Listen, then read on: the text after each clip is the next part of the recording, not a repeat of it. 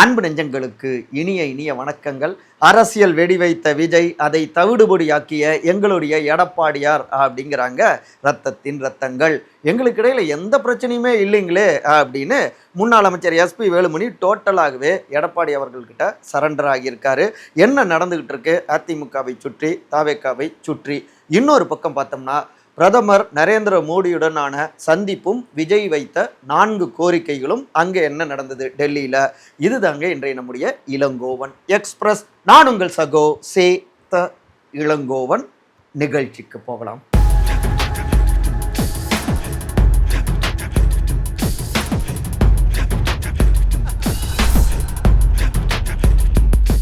Deal போட்ட Vijay, offer கொடுத்த எடப்பாடி. சுபம் சுபம் scenes. பதவி ஆசையா எங்களுக்கு எங்கெங்க இருக்கு? எங்களுக்கு கட்சி மட்டும்தாங்க. எங்களுக்கு இடையில எந்த விதமான பிரச்சனையும் இல்லைங்க. எல்லாமே சுபம் சுபம் தாங்க அப்படின்னு பேசினது வேற யாரும் இல்லைங்க, முன்னாள் அமைச்சரான திரு எஸ்பி வேலுமணி தாங்க.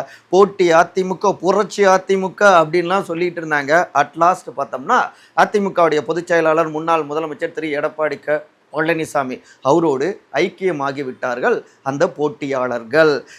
மே 27ஆம் தேதி ப்ரெஸ் மீட்லாம் கொடுத்துருக்காரு முன்னாள் அமைச்சர் திரு எஸ்பி வேலுமணி. அப்போ தான் இந்த மாதிரி எங்களுக்கு இடையில் எந்த பதவி ஆசைனா எங்களுக்கு இல்லை, அம்மாவுடைய ஆட்சி காலத்திலேருந்து ஒரு தோல்வியை அடைஞ்சோம்னா அதுக்கப்புறம் பொதுக்குழு கூட்டி அதுக்குன்னு அதை ஆராய்வதற்காக தனிக்குழுலாம் அமைக்கணும், இந்த மாதிரியான சில கோரிக்கைகள் தான் நாங்கள் முன் வச்சோம். அதை எங்களுடைய அண்ணன் எடப்பாடி அவர்கள் ஏற்றுக்கொண்டு விட்டார்.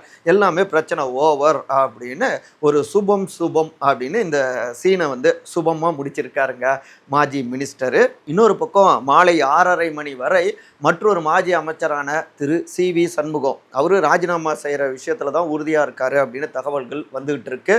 நம்ம பேசி முடிக்கிறப்ப ஏதாவது நடந்ததுன்னா அதை லாஸ்ட் புல்லட்டாக அதில் இணைச்சிடலாங்க. சரி, எப்படி இந்த மனமாற்றம் ஏற்பட்டது அப்படின்னு ஒரு குட்டி ஃப்ளாஷ்பேக் கூட பார்க்கலாங்க.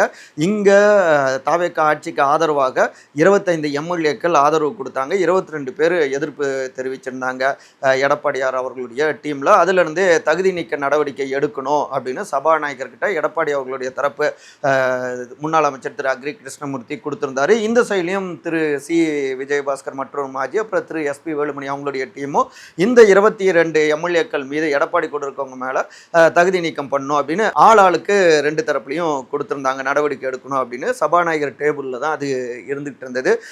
இந்த நிலையில தான் 15 நாட்களுக்குள்ளார மன்னிப்போ வருத்தமோ கேட்காவிட்டால் அவர்கள் மீது கட்சி கொறடா அப்படிங்கிற அடிப்படையிலையும் கட்சியுடைய பொதுச் செயலாளர் அப்படிங்கிற அடிப்படையிலையும் நடவடிக்கை எடுக்கலாம். அந்த கெடு டேட் பார்த்தோம்னா மே 28ஆம் தேதி. ஸோ அது நெருங்குற தருவாயில் தான் இப்போ சுபம் சுபம் காட்சிகள் ஆகியிருக்கு. 2 தரப்புமே சபாநாயகர்கிட்ட கொடுத்த அந்த மாறி மாறி தகுதி நீக்க நடவடிக்கை எடுக்கணும்னு கொடுத்த அந்த மனுக்களை வாபஸ் வாங்கிட்டாங்க, வித்ட்ரா பண்ணிட்டாங்க. 2 பேரும் இப்போ ஒற்றுமையாகவும் மாறிட்டாங்க. நடுவில் என்ன நடந்தது அப்படின்னா, இங்கே அதிமுக சைட்லேருந்து தங்களுடைய அந்த தனி மெஜாரிட்டிக்கான நம்பர்ஸை உருவாக்கணும் அப்படின்னு தாவேக்கா சைட்லேருந்து சில டீல்கள் பேசிகிட்டு இருந்தாங்க. ஏன்னா அங்கே அதிமுகவுடைய ஆதரவாக, போட்டி அதிமுக ஆதரவை பெற்றால் இங்கே இருக்கக்கூடிய கூட்டணி கட்சிகள்லாம் அவங்க நெருக்கடி கொடுப்பாங்க, அவங்க அதை அக்செப்ட் பண்ணிக்க கிடையாது. அப்புறம் என்னைக்குனாலும் அவங்க இழுத்த இழுப்புக்கெல்லாம் நம்ம போகிற மாதிரி இருக்கணும். அதனால் ஒரே அடியாக இந்த பக்கம் வந்துட்டால் நல்லது அப்படின்னு பேசுனாங்க. இந்த சைடு நீங்கள் வந்துட்டிங்கன்னா இப்போ திருச்சி கிழக்கோடு இடைத்தேர்தல் வரும், நீங்கள் எந்த அளவுக்கு செலவு பண்ணியிருந்தீங்களோ அது எல்லாவற்றையும் முழுமையாக நாங்கள் ஏற்றுக்கொள்கிறோம் அப்படின்னு டிவிகே சைட்லேருந்து டீல் பேசப்பட்டதுங்க. சில மீடியேட்டர்ஸை நீங்கள் புரிஞ்சிருப்பீங்க. ஆஹா, பிரச்சனையே இல்லையே அப்படின்னு ஓகேன்னு சிலர் இங்கே முடிவுக்கு வந்தாங்க. ஏன்னா இந்த பக்கம் தனி பெரும்பான்மை போட்டி அதிமுகவினருக்கு கிடைக்கல. அப்புறம் கட்சியுடைய பொதுச் செயலாளருங்கிற அடிப்படையில் எடப்பாடி அவர் தகுதி நீக்க நடவடிக்கை சட்ட ரீதியாக அந்த நெருக்கடி கொடுத்தா நம்முடைய எம்எல்ஏ பதவியும் பறி போயிடும். அப்போ பறிப்போன பிறகு இந்த பக்கம் அது வாய்ப்புகள் குறைவு. இங்கே இருந்தாலும் பெருசாக பவர் இல்லை, ஏற்கனவே 5 ஆண்டுகள் எதிர்கட்சியாகவே இருந்தாச்சு, மறுபடியும் 5 ஆண்டுகளை ஓட்ட முடியாது. இந்த நேரத்தில் தான் மாஜி மினிஸ்டர் எஸ்பி வேலுமணியும் கொஞ்சம் நாங்கள்லாம் சண்டை போடலையே அப்படின்னு ஃபர்ஸ்ட்லேயே சமாதானத்துக்காக ஒரு டீலை இந்த பக்கம் எடப்பாடி சைடில் போட ஆரம்பித்தார். அப்போ நம்மளை நட்டாத்தில் விட்டுருவாங்களா அப்படின்னு யோசிச்சுட்டு இருந்தாங்க. அந்த நேரத்தில் தான் அங்கே அவங்க போட்ட அந்த ஒட்டுமொத்தமான செலவையும் நாங்கள் பார்த்துக்குறோம் அப்படிங்கிற அந்த டீலு ஓகே ஆக உடனடியாக இந்த 3 எம்எல்ஏக்கள் திரு ஜெயக்குமார், திருமதி மரகதம் குமாரவேல், திருமதி சத்யபாமா அவங்க ஃபஸ்ட்டு முன்னால் போனாங்க.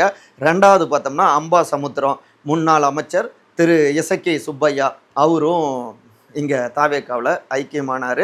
அவரை பொறுத்த வரைக்கும் இந்த டீலெல்லாம் தாண்டி பவரில் இருக்கணும், செல்வாக்காக இருந்தவர்.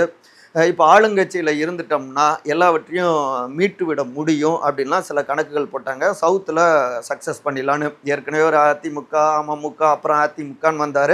அதனால் இப்போ டிவிகே சைடும் எடுத்துட்டாரு.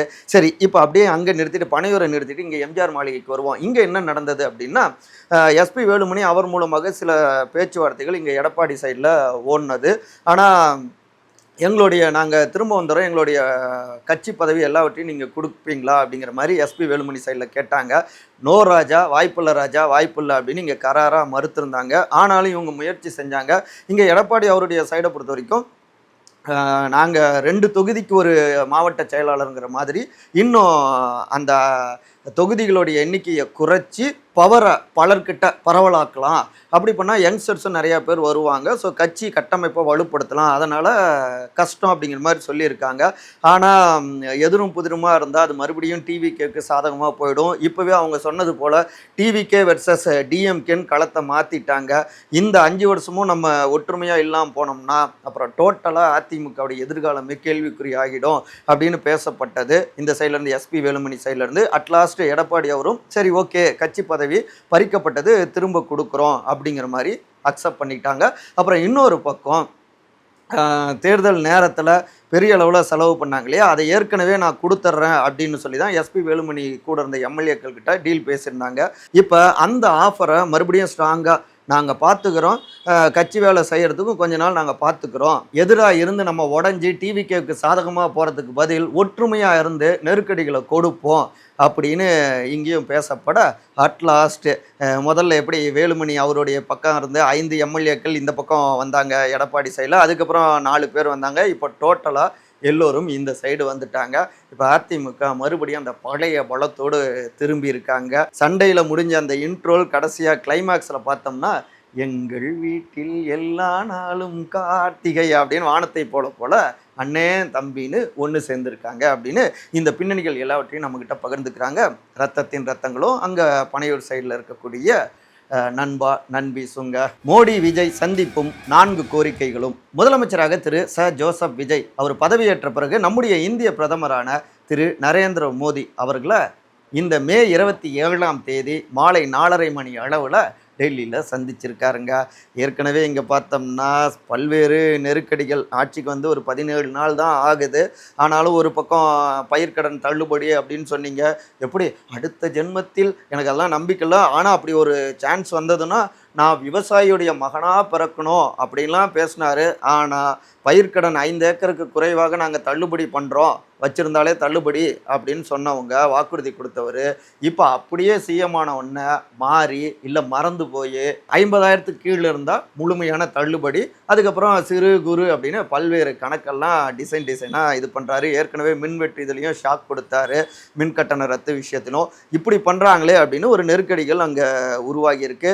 போதாததற்கு முந்தைய ஆட்சி அதாவது அரசாங்கத்துடைய நிலைப்பாட்டை அப்படியே பின்பற்ற வேண்டிய கட்டாயம் இல்லை, முதலமைச்சர் திரு விஜய் அவர்கள் இது குறித்து முடிவெடுப்பார் அப்படின்னு எந்த விவகாரத்தில் சொல்கிறாங்கன்னா, பல்கலைக்கழக வேந்தராக ஆளுநருக்கு பதிலாக முதலமைச்சரே இருக்க வேண்டும் அப்படின்னு முந்தைய திமுக அரசாங்கத்துடைய அந்த நிலைப்பாடு குறித்த கேள்விக்கு தான் உயர்கல்வித்துறை அமைச்சரான திரு விஸ்வநாதன் அவர்கள் காங்கிரஸ் கட்சி இப்படியாக பதில் சொல்லியிருக்காரு. இது பயங்கரமான ஷாக்குங்க. இங்கே தமிழ்நாட்டுடைய பல்வேறு அரசியல் ஆர்வலர்களுக்கும் தமிழ்நாட்டு நலன் சார்ந்தவர்களுக்கும் மாநில சுயாட்சி அப்படிங்கிறதையே கைவிடுறாங்களா அப்படின்லாம் கேள்விகள் எதிர்வினைகள் வருது.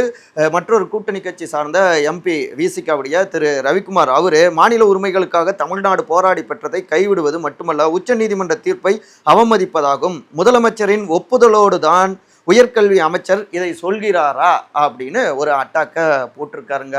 இப்படி தமிழ்நாட்டுக்குள்ளார கூட்டணி கட்சிகள் சார்பாகவும் எதிர்க்கட்சிகள் மூலமாகவும் பல்வேறு நெருக்கடிகள் அட்டாக்குகள் நடக்க, இதற்கு மத்தியில் தான் பிரதமர் திரு நரேந்திர மோடி அவர்களை சந்திச்சிருக்காரு நம்முடைய முதலமைச்சர் திரு ஜோசப் விஜய். அங்கே சந்திப்பில் மரியாதை நிமித்தமாக நலம் விசாரிப்புகள், அப்புறம் முதல் தேர்தலிலேயே முதலமைச்சரானதற்கு வாழ்த்துக்களையும் பதிவு செஞ்சார் பிரதமர். அதன் தொடர்ச்சியாக 4 முக்கியமான கோரிக்கைகளை நம்முடைய முதலமைச்சர் முன் வச்சிருந்தார். அதில் முதன்மையாக தமிழ்தாய் வாழ்த்து மாநில பாடல், அதுதான் இங்கே பாடப்படுவது, முதலாவதாக பாடப்படுவது மரபாக இருந்துகிட்டு இருக்கு, அதுவே தொடரணும் அப்படின்னும் அதற்கான உரிய தெளிவுரையினை வழங்குமாறும் பிரதமர்கிட்ட கோரிக்கை வச்சிருந்தாரு. அப்புறம் மேகதாது திட்டத்துக்கு எதிர்ப்பு, காவிரி ஆற்றின் குறுக்கே அவங்க அணை கட்ட அனுமதிக்கக்கூடாது அப்படின்னு வலியுறுத்தியிருக்காரு. அதன் தொடர்ச்சியாக வான்வழி அமைப்பு மையத்தை CABS தமிழ்நாட்டில் அமைக்க வேண்டும் அப்படின்னு கோரிக்கை வச்சிருக்காரு. இலங்கை கடற்படையால் தொடர்ந்து நம்முடைய தமிழ்நாட்டு மீனவர்கள் கைது செய்யப்படுறாங்க இல்லையா, அதை தடுக்கணும், படகுகளை உடனடியாக விடுவிக்க இலங்கை அரசை நம்முடைய இந்திய அரசாங்கம் வலியுறுத்தணும் அப்படின்னு 4 முக்கியமான கோரிக்கைகளையும் முன் வச்சிருக்காரு. இதை தாண்டி சில சமாச்சாரங்களும் அரங்கேறி இருக்கு. அடுத்த காணொலியில் விரிவாக நம்ம பதிவு செய்கிறோம். இங்கேயும் ப்ரெஸ்ஸை சந்திக்கல, அவர் ஒரு வணக்கம் மட்டும் தெரிவிச்சுட்டு போயிருக்காரு. ப்ரெஸ்ஸை சந்திக்காத முதலமைச்சருங்கிற பெயரைத்தான் டெல்லி வரை போய் காப்பாற்றி இருக்காரோ என்னவோ நம்முடைய தமிழ்நாட்டு CM. சரி, பிஎம்மும் அப்படித்தானே.